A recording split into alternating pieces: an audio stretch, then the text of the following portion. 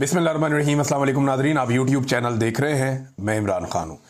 नाज़रीन, नाइंसाफ़ी की पाकिस्तान में मिसालें कायम की जा रही हैं। अब तो जो पाकिस्तान तहरीक इंसाफ के सख्त मुखालिफिन हैं वो भी ये कहना शुरू हो गए हैं कि ये ज़्यादती है, यानी इस लेवल से आगे तो मामला नहीं जाना चाहिए था। जिन सबूतों की बुनियाद के ऊपर सजाएं इदारों को मिलनी चाहिए थी कि ये क्या सबूत और गवाह आप लेकर आए हैं, ऐसे भोंडे मुकदमात आपने बनाए हैं जिन पे जुर्माने हुकूमत को होने चाहिए थे, उनके ऊपर मासूमों को उठाकर जेलों में डाला जा रहा है। ये एक एक लम्हे की सजा का हिसाब देना पड़ेगा। ये जो लोग आज खुदा बने हुए या फिरौन बने हुए हैं ना, जो उठा के इंसानों को कत्ल कर देते हैं, जेलों में डाल देते हैं, जबरी तौर पे लापता कर देते हैं, इन तमाम लोगों को आखिरत भूल गई है। इन्हें इस बात का आइडिया है कि एक एक आदमी के साथ होने वाले एक एक जबर का इन्हें हिसाब देना पड़ेगा। जब इनके हाथ भी बोलेंगे, पांव भी बोलेंगी और जबानें भी इनके खिलाफ गवाही देंगी, तो फिर ये क्या करेंगे रब के हुजूर। तो इनके साथ बहुत बुरी होने वाली है और जो ये जुल्म कर रहे हैं उसका हिसाब तो इन्हें देना पड़ेगा, यहां भी देना पड़ेगा, आगे जाकर भी देना पड़ेगा। बहरहाल ये सबूत तो बहुत ही फारिग नौइयत के थे, लेकिन यास्मीन राशिद जैसी खातून को, जिन्होंने हमेशा बड़े दिल का मुजाहरा किया, जिन्होंने बुरे हालात में नवाज शरीफ को अस्पताल पहुंचाया, पूरी फैमिली को फैसिलिटेट किया, और नवाज शरीफ उन्हीं के दौर में पाकिस्तान से निकलकर बाहर चला गया झूठे अपने मेडिकल्स बना के, और उस खातून के साथ जुल्म इसलिए किया जा रहा है कि वो खातून नवाज शरीफ को इलेक्शन हरवा चुकी जेल में बैठ के, उसने नवाज शरीफ को शिकस्त दी जेल में बैठ के, और वो कैंसर की पेशेंट है, 70 साल से ज्यादा उनकी उम्र है, लेकिन बहादुरी की मिसाल कायम कर दी इन लोगों ने। इमरान खान के साथियों ने बहादुरी की वाकई मिसालें कायम कर दी हैं, और अवाम ने भी बहादुरी की मिसालें कायम कर दी हैं, रेजिलियंस की मिसालें कायम कर दी हैं। वरना किसी पॉलिटिकल पार्टी को इतना दीवार के साथ लगाया जाए तो उसका बेड़ा ही गर्क हो जाता है, उसके पल्ले ही कख नहीं बचता। लेकिन इमरान खान साहब और उनकी पार्टी के लोग जो है वो डट कर खड़े हुए हैं। लीडरशिप में लोग बहुत सारे कंप्रोमाइज हो जाते हैं, डर जाते हैं, परेशान हो जाते हैं, सबकी अपनी अपनी मजबूरियां हैं। और मैं ये नहीं कहता कि ये लोग कसूरवार हैं भाई। जब रियासत का डंडा चलता है या गैर कानूनी गैर आईनी हथकंडे इस्तेमाल किए जाते हैं, जब बंदूक से बात की जाती है जुबान की बजाय, तो सारे लोग उसका मुकाबला नहीं करते। ये सियासी लोग हैं, ये कोई जंगजू थोड़ी है जो मैदान जंग से उठकर आए हुए और यहां पे जंग लड़ेंगे। ये टीटीपी थोड़ी है या कोई और इस तरह की तहरीक थोड़ी है, ये तो सियासी लोग हैं। ये सियासत से मुकाबला करते हैं, लेकिन जब आप बंदूक से मारते हैं, जब आप डंडा उठाते हैं, तो ये आपको उसके मुकाबले में बंदूक या डंडा इनके पास नहीं है, ये वैसे आपसे नहीं लड़ते। लेकिन पाकिस्तान की मिलिट्री एस्टेब्लिशमेंट ने अपनी ताकत का बेपनाह इस्तेमाल किया है पाकिस्तान की सियासी जमात के खिलाफ। पहले भी करते रहे हैं, लेकिन इस मर्तबा पाकिस्तान तहरीक इंसाफ के खिलाफ इन्होंने अपनी सारी हदें पार कर दी हैं। नाजरीन, ये अंसार अब्बासी साहब का एक ट्वीट वायरल हो गया। मैं ये ट्वीट आपको पढ़ के सुनाता हूं। ये ट्वीट इनका कुछ अरसा पहले का। अंसार अब्बासी साहब क्या फरमा रहे थे इस फैसले से पहले, ये मैं किसी वजह से आपको पढ़ के सुना रहा हूं। वो ये कहते थे, इतलात हैं। इतलात कहां से आती है? मिलिट्री एस्टेब्लिशमेंट देती। इतलात हैं कि फौज और पुलिस के पास, यानी दोनों के पास, फौज के पास भी पुलिस के पास भी, इमरान खान के खिलाफ 9 मई के हमलों के मास्टर माइंड होने के हवाले से सबूत मौजूद हैं। 9 मई के हवाले से फौजी अदालतों में 103 मुल्जिमान के खिलाफ मुकदमा तकरीबन मुकम्मल हो चुके हैं। इनमें 90% पर जराइम साबित हो चुके हैं। जैसे ही सुप्रीम कोर्ट इजाजत देगी, फौजी अदालतों के फैसले जारी कर दिए जाएंगे। फैसलों के बाद मुबैना मास्टर माइंड के गिर्द घेरा तंग किया जाएगा। कोशिश है कि इन वाकयात में शामिल अफराद को निशाने इबरत बनाया जाए। अंसार अब्बासी, फौज और पुलिस के पास सबूत है, अंसार अब्बासी साहब ने दावा किया था। एक्चुअली ये उनका नहीं है, मिलिट्री एस्टेब्लिशमेंट का दावा है। फौज अपने लोगों के जरिए से, या जिन लोगों को वो सहाफी समझते हैं या जिनको वो समझते हैं वो उनके करीब हैं, उनके जरिए से वो ये खबरें दे रही है और उन्हें बता रही है कि ये खबर दे दो, हमारे पास ये भी है, ये भी है, ये भी है, लेकिन वो चीजें कभी दिखाई नहीं। इतलात हैं कि इनके पास मास्टरमाइंड होने के सबूत मौजूद है इमरान खान के, और अदालत में सबूत क्या दिए कि वो पुलिस वाला बिल्ली का बच्चा बन गया। अदालत में सबूत क्या दिए कि एक पुलिस वाला मेज के नीचे छुप गया, एक सोफे के नीचे छुप गया। आप अंदाजा करें कि इन भोंडे सबूतों के ऊपर, और इनकी बात कर रही थी मिलिट्री एस्टेब्लिशमेंट के, उनके पास सबूत हैं। यानी इन्हें कानून का पता भी है या इनके दिमाग फारग हैं, मोटी खोपड़ी है, इन्हें पता ही नहीं चलता। आप अंदाजा करें कि एक जहां बिल्ली का बच्चा नहीं छुप सकता, वहां पे एक पुलिस वाला छुपा दिया, और एक सोफे के नीचे छुपा दिया, एक टेबल के नीचे छुपा दिया। और ये वो सबूत है जिनकी बुनियाद के ऊपर अदालत में सजा दिलवा दी, और ये वो सबूत है जिनकी बुनियाद के ऊपर फौजी अदालतें भी सजा देगी, ये भी क्लेम किया गया। फारग तरीन सबूत हैं ये। अगर किसी भी इंसाफ पसंद जज के सामने ये मामला गए, जो अल्लाह से डरता होगा और एस्टेब्लिशमेंट से नहीं डरेगा, तो मैं आपको लिख कर देने के लिए तैयार हूं कि ये केस, ये जितने भी 9 मई के केस हैं, ये 2 दिन नहीं ठहर सकते। ये चंद घंटों की समात की मार है, ये सारे के सारे उड़ जाएंगे। इसमें इतने ज्यादा लकूनाज और इतनी ज्यादा खराबियां हैं। ये मुकदमा रियासत ने किए जनाब सिर्फ और सिर्फ इमरान खान को नीचा दिखाने के लिए। मैं अभी एक सहाफी को सुन रहा था, वो कह रहे थे इससे पहले एस्टेब्लिशमेंट ना नफरत करती थी सियासतदानों से, अब डरती है। पुराने सियासतदानों से ये नफरत किया करते थे, अब सियासतदानों से ये डरते हैं। इमरान खान ने इनके दिल में डर पैदा कर दिया। एस्टेब्लिशमेंट डर गई है इमरान खान से, और उन्हें डरना ही चाहिए, क्योंकि इनके पीछे पाकिस्तान तहरीक इंसाफ के अवाम खड़े हैं। बहुत बड़ी तादाद में पाकिस्तानी इमरान खान के पीछे खड़े हैं। हाँ, लेकिन ये नाइंसाफी कब बंद होगी, वो पाकिस्तानियों ने फैसला करना। यानी वो इमरान खान के पीछे तो खड़े हैं, आप वोटिंग करवा लें तो 80-90% लोग इमरान खान के साथ खड़े हो जाते हैं। जहां जाते हैं आपको दूसरी पार्टी का बंदा ही नहीं मिलता। लोग इमरान खान को वाहिद ऑप्शन के तौर पे देख रहे हैं, लेकिन क्या वो लोग संजीदगी से अपनी फिजिकल एफर्ट कर रहे हैं? तो अभी तक नहीं कर रहे। जिस वक्त ये लोग बाहर आए और उन्होंने मामला अपने हाथ में ले लिए, इनकलाब पूरी दुनिया में आता है, मुस्लिम मुल्कों में आता रहता है, पुरअमन एहतजाज सबका हक है। जिस दिन अवाम का डंडा चलाना, ये सारी एस्टेब्लिशमेंट जो है ना, ये आपको 10 मिनट के अंदर आपको जमीन पे घुटनों के बल बैठी हुई आपको नजर आएगी। इनकी औकात ही नहीं है अवाम का सामना करने की। सिर्फ अवाम अभी तक इज्तिमाई तौर पे कोई फैसला करने में कामयाब नहीं हुई। जिस दिन हो गया उस दिन खेल खत्म हो गया। नादरीन, ये रिचर्ड ग्रेनल के साथ मुलाकात हुई इमरान खान साहब के बेटों की। उस पर एक ट्वीट जो है वो रिचर्ड ग्रेनल ने की, और उसके बाद एक ट्वीट इमरान खान साहब के बेटे ने की। पहले रिचर्ड ने क्या कहा, जरा वो देख लें। Welcome to California my friends, आपको कैलिफोर्निया में खुशामदीद। I love hanging out with you today, आपके साथ आज मुझे अच्छा लगा मिलके। Salman and Qasim Khan, you must stay strong, आपको मजबूत रहना होगा। इमरान खान के बेटों को उन्होंने कहा, there are millions of people around the world who are sick of political persecution.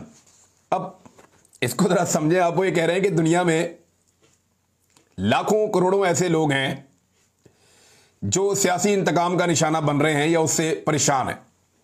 You are not alone, आप तनहा नहीं हैं। अब इस ट्वीट का आप जो मर्जी मतलब निकाल लें। देखिए, डोनाल्ड ट्रंप ने फील्ड मार्शल से मुलाकात के बाद पाकिस्तान के हवाले से कुछ अलग फैसले किए हैं। उन्हें मादनियात मिल जाएंगी, इसराइल को तस्लीम करने वाला मामला है अब्राहम अकॉर्ड वाला, और वो आपके वुज़रा आजकल बहुत छलांगे मार रहे हैं कि जनाब ये हमें कर गुजरना चाहिए। तो बहुत सारी चीजें जो पाइपलाइन में हैं, जो फील्ड मार्शल दे सकते हैं अमेरिका को, कोई पॉलिटिकल लीडर नहीं दे सकता। क्योंकि फील्ड मार्शल ने इलेक्शन तो लड़ना नहीं है, डंडे के बल पे बैठना है, तो वो जो भी कर सकता है करना चाहेगा, लेकिन सियासतदान नहीं कर पाएगा। उसने जाके पब्लिक से वोट मांगना है। फील्ड मार्शल ने पब्लिक से वोट थोड़ी मांगना है, उसने तो पब्लिक को डंडे मारने हैं। तो ये फर्क तो रहता है, ये फर्क रहता है। लिहाजा जो रिचर्ड ग्रेनल हैं, ये अब उस तरह से एक्टिवेट नहीं हुए जिस तरह वो पहले माजी में थे, और उन्होंने कहा जी आपकी तरह लाखों करोड़ों और लोग भी हैं दुनिया में, तो आप तनहा नहीं हैं जो सियासी इंतकाम का निशाना बन रहे हैं, इससे परेशान है, और लोग भी हैं, आप मजबूत रहिए। ये मशवरा रिचर्ड ग्रेनल ने दिया। उसके बाद कासिम खान का ट्वीट पढ़ते हैं। कासिम खान ने कहा कि हमारे वालिद इस मुल्क के लिए सब कुछ कुर्बान कर दिया, अपनी राहत, सुकून और सलामती छोड़कर पाकिस्तान के मुस्तकबिल की खातिर जिद्दोजहद की। आज वो खामोश कर दिए गए हैं, अजियत में हैं, कैद में हैं, और हमसे मुकम्मल तौर पर जुदा कर दिए गए हैं, राब्ते मुनक़ता हो गए। जब से हमें शऊर आया है, उन्होंने मुझे और मेरे भाई को सिखाया कि करप्ट हुकूमत कितनी तबाहकुन हो सकती है। आज उन्हें इसी जुर्म का इल्ज़ाम दिया जाना एक सफाक और नाकाबिले बर्दाश्त सितम ज़रीफ़ी है। वो कह रहे हैं जी मेरा वालिद खुद करप्शन के खिलाफ सारी ज़िंदगी लड़ता रहा और उसी के ऊपर करप्शन के मुकदमात बना दिए, ये बड़ा जुल्म है, सितम ज़रीफ़ी है। रिचर्ड ग्रेनल को मिलने के बाद, इससे पहले उन्होंने अपने वालिद के करप्शन के केसेस के ऊपर बात नहीं की थी, तो ऐसा लगता है कि अमेरिका में उन्हें यह बताया गया है कि शायद मैं ये अपने अंदाजे से कह रहा हूं, इस ट्वीट पे मुझे थोड़ी सी झलक नजर आ रही है कि शायद अमेरिका में पाकिस्तान की एस्टेब्लिशमेंट ने यह समझाया कि इमरान खान ने करप्शन की हुई है, शायद, और ये चीजें उनके सामने आई तो फिर उन्होंने शायद इसके ऊपर एक स्टेटमेंट इस तरह का दिया कि इमरान खान तो करप्शन के खिलाफ जद्दोजहद करता था, मुझे और मेरे भाई को समझाता था हमारा वालिद, तो उसके ऊपर भी इस तरह के इल्ज़ाम लग गए हैं। तो ये एक सफाक और नाकाबिले बर्दाश्त सितम ज़रीफ़ी है, एक जुल्म है। ये उन्होंने कहा। नाज़रीन, मौजूदा हुकूमत जो है उसकी मौजें लगी हुई हैं और एक मरतबा फिर पाकिस्तान में गैस और पेट्रोल मजीद महंगा करने की तैयारी की जा रही है। पिछले वीलॉग में मैंने आपको सुनवाया कि पाकिस्तानी क्या कहते हैं इस बारे में। पाकिस्तानी भरे हुए थे। अभी 9 मई के हवाले से हम सर्वे करवा रहे हैं। एक आधे दिन में आपको सुनवाएंगे कि 9 मई के फैसलों पे जो अदालती फैसले आए हैं उन पे पाकिस्तानी अवाम का रद्द-ए-अमल क्या है। लेकिन गैस और पेट्रोल मजीद महंगा करने की पाकिस्तान में हुकूमत ने तैयारी कर ली है। जबकि एक और बड़ी इंपॉर्टेंट खबर वो ये है कि ऑडिटर जनरल की रिपोर्ट के मुताबिक बिजली के 2,78,000 सारिफीन को 47 अरब 81 करोड़ रुपए के इजाफी बिल भेजे गए हैं।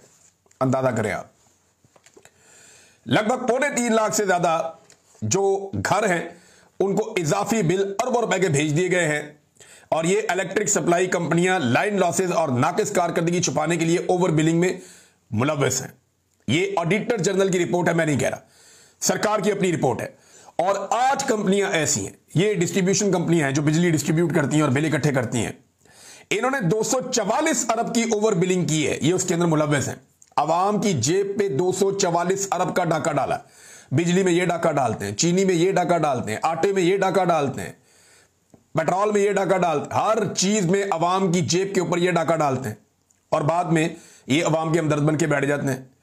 फिर वो टिकटॉकर बयान दे देती है कि मेरे अब्बू का दिल दुख गया, वो मीटिंग छोड़ के चले गए। और भाई मीटिंग से बह के दुखी कर लेना सी, या मीटिंग से छोड़ के आपने क्या कर लेना, मीटिंग छोड़ के चले गए। खुदा का नाम ले यार, आप लोगों को बेवकूफ तो ना बनाए। लोगों का आपने बेड़ा गर्क करके रख दिया है। 2023 में भी नादरीन ये स्कैंडल आया था। तब जो है ये जाली हुकूमत ने ये कहा था कि जनाब हम करते ये हैं कि इंपोर्टेड हुकूमत थी उस वक्त, अब तो ये जाली हुकूमत है। तो 2023 में उन्होंने कहा जी इंक्वायरी करवाएंगे, लेकिन इंक्वायरी के बाद मामला दबा दिया गया। आज तक पता ही नहीं चला कि किसने कितना पैसा आवाम की जेब से निचोड़ लिया था। इंक्वायरी इन्होंने करवाई थी कि जनाब ये जो स्लैब सिस्टम है इसका फायदा उठाते हुए जो बिजली तकसीम करने वाली कंपनियां हैं जो बिजली प्रोवाइड करती है आवाम को, उन्होंने आवाम से इजाफी अरबों रुपया वसूल कर लिया। हम आवाम को वापस करेंगे, आज तक कोई वापस नहीं किया पैसा, कोई टका आवाम का आज तक वापस नहीं हुआ। थोड़ा अर्सा पहले इन्होंने अरबों रुपए के इश्तिहार चला दिए कि जनाब हमने बिजली 7 रुपए सस्ती कर दी है। वो बिजली सस्ती हुई नहीं, मीडिया को अरबों रुपया खिला दिया इश्तिहारों के अंदर। करोड़ों रुपए एक एक मीडिया को ये दे देते हैं कि जनाब आपको इश्तिहार मिल रहे हैं, और उसका फायदा आवाम को टके का नहीं हुआ। ये सिर्फ अपनी मशहूरी करने आते हैं और मशहूरी करके निकल लेते हैं। नाज़रीन, फील्ड मार्शल आर्मी चीफ की मुलाकात हुई एक मरतबा फिर ताजर बरादरी से, ताकि उनके मसाइल हल किए जाएं। तो फील्ड मार्शल की मुलाकात के बाद ना एक इंटरव्यूज का सिलसिला भी शुरू हुआ। तो 2 चीजें सामने आती हैं, 2 सवालात खड़े होते हैं। नंबर 1, आर्मी चीफ ताजरों से क्यों मिले, या आर्मी चीफ ताजरों से क्यों मिलते हैं, नंबर 1 सवाल। नंबर 2, ताजर आर्मी चीफ से क्यों मिलते हैं, क्यों मिलना चाहते हैं। पहले सवाल का जवाब यह है कि आर्मी चीफ अच्छी तरह जानते हैं कि जिनको वो लेकर आए वो नालायक है, नकम्मे हैं, उनसे कुछ नहीं होना। मईशत तबाह हो चुकी है, हुकूमत का कोई एतबार बाकी नहीं रहा, एतमाद का मुकम्मल तौर पे पाकिस्तान में फुकदान है, और इसीलिए हर थोड़े दिन के बाद वो ताजरों से मिल लेते हैं, और ताजरों से मिलने के बाद उनको यकीन दहानियां करवाते हैं, और उसके बाद उनमें से चंद ताजरों को चुनकर टीवी एंकर्स के हवाले किया जाता है कि इनके इंटरव्यूज करो। वो ताजर जमीन आसमान के कलाबे में लाते हैं। यानी कल एक ताजर ने कहा कि सदियों के बाद ऐसी मुलाकात होती है, हमें आसिम मुनीर साहब ने खाना भी खिलाया, बल्कि उन्होंने अपने हाथ से लिखा। भाई हाथ से ही लिखता है बंदा, और कैसे लिखता है। यानी उन्होंने खुद नोट्स लिखे, उन्होंने हमें खाना भी खिलाया, और सदियों बाद ऐसी मुलाकात होती है। गेम ज्यादा नहीं चुकती थोड़ी सी। बहरहाल जितनी भी चुकी पाकिस्तान की इकॉनमी उठनी चाहिए, गेमें तो पाकिस्तान में उठ रही है, पिछले 70 साल से उठती हुई हम देख रहे हैं। तो ये जनाब ये सियासी और इंतजामी मामलात में क्या एक फील्ड मार्शल आर्मी चीफ की खुली मुदाखलत नहीं है? नहीं, ताजर के साथ आर्मी चीफ का क्या काम है? इस वक्त पाकिस्तान में डेमोक्रेसी है ना, वजीर आजम मौजूद है, वजीर खजाना मौजूद है, बल्कि पाकिस्तान का जो डिप्टी वजीर आजम है वो भी इकोनॉमिस्ट है अपनी तरफ से, बहुत सारे इदारे मौजूद हैं, सेक्रेटरी मौजूद हैं। तो फिर आर्मी चीफ ताजरों से या बिजनेस कम्युनिटी से क्यों मिलते हैं? सोचने वाली बात है ना। क्या बिजनेस के लोग अगवा हो रहे हैं, या कोई सरहद पार से उनके ऊपर अटैक हो रहे हैं, या कोई दुश्मन उनके ऊपर ड्रोन हमले कर रहे हैं? ऐसी तो कोई चीज नहीं है ना। तो सिक्योरिटी प्रोवाइड करने वाला आदमी वो क्यों मुलाकात कर रहा है कारोबारी लोगों से? सवाल है ना। तो फिर इसको आप यही कहेंगे कि पाकिस्तान की मिलिट्री एस्टेब्लिशमेंट या पाकिस्तान के आर्मी चीफ सियासत में और सियासी मामलात में और इंतजामी मामलात में एक दखलंदाजी कर रहे हैं, एक मुदाखलत कर रहे हैं।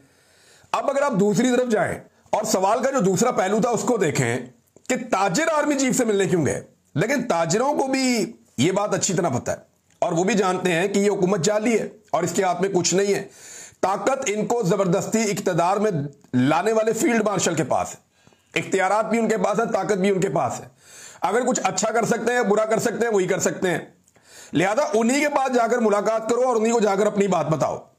लेकिन डोनाल्ड ट्रंप को भी यह बात समझ आ गई थी कि शहबाज शरीफ क्या बेचता है, बुला के फील्ड मार्शल से मिलो। यह बात ताजिरों को भी समझ आ गई, मौलवियों को भी समझ आ गई।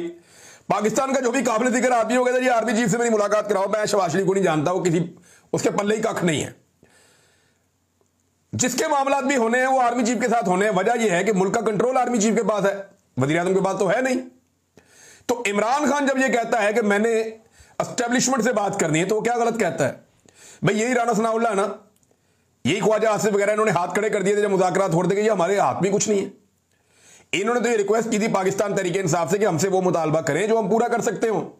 तो उन्होंने कहा जी इमरान खान से मुलाकात करवा दें जेल में। ये वाला मुतालबा भी पूरी हुकूमत मिलकर पूरा नहीं कर सकी और जेल में बैठा हुआ इमरान खान के बकौल एक कर्नल वो पूरी की पूरी पार्लियामेंट में भारी पड़ गया, मुलाकात ही नहीं करवाई इसने। अंदाजा करें आप। तो भाई इमरान खान उसी से बात करेगा ना जिसके बाद इख्तियार है, जिसने मुदाखलत की हुई है कि भाई आप पीछे हट जाएं। जो आगे बढ़ा हुआ है उसी को पीछे हटाएंगे ना, या तीसरे घर में जाके उनसे बात करेंगे। तो अगर मिलिट्री एस्टेब्लिशमेंट को सियासत से बाहर निकालना है या उन्हें पीछे हटाना है तो फिर मिलिट्री एस्टेब्लिशमेंट से ही बात करनी पड़ेगी।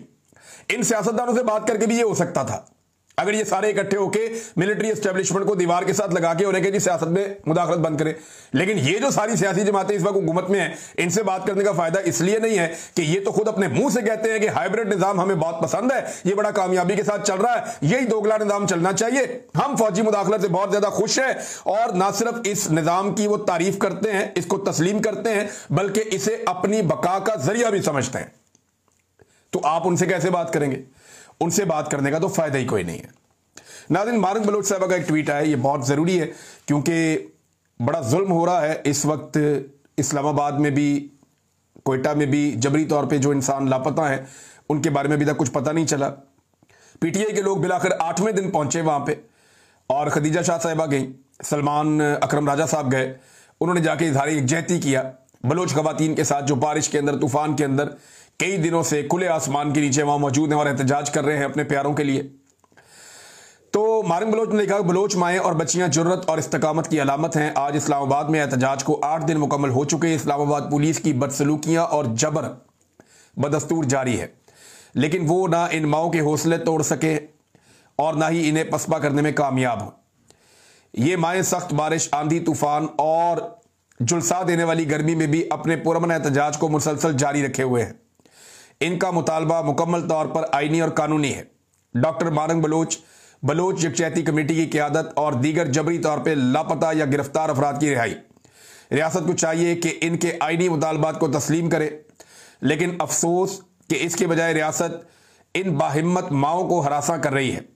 इस्लामाबाद से निकालने की कोशिशें की जा रही हैं और इन्हें रिहाइश गाहों से ज़बरदस्ती बेदखल किया जा रहा है। लेकिन याद रखें ये बलोच माएँ हैं, इनके हौसले को तोड़ना आपके बस की बात नहीं है।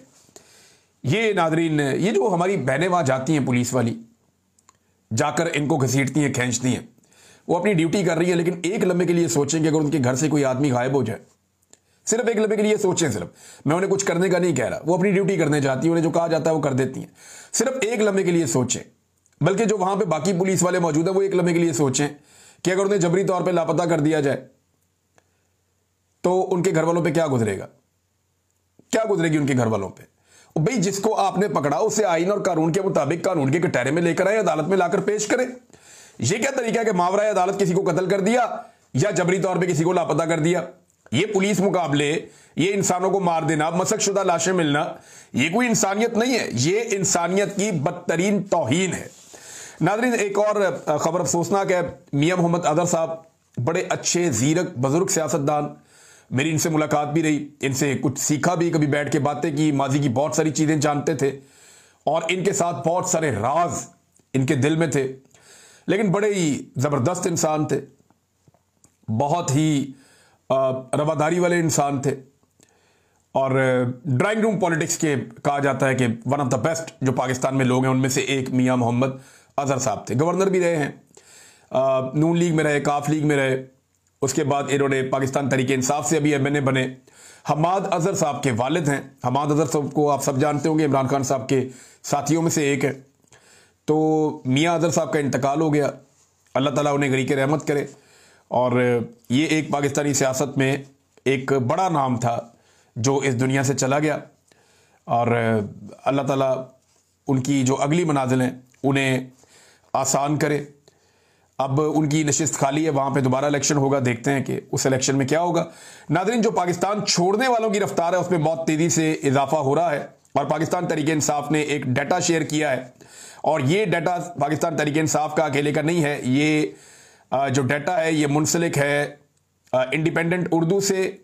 ये डाटा ये बताता है कि पाकिस्तान दुनिया के उन ममालिक में शामिल है जहां सबसे ज्यादा लोग अपना मुल्क छोड़कर जा रहे हैं,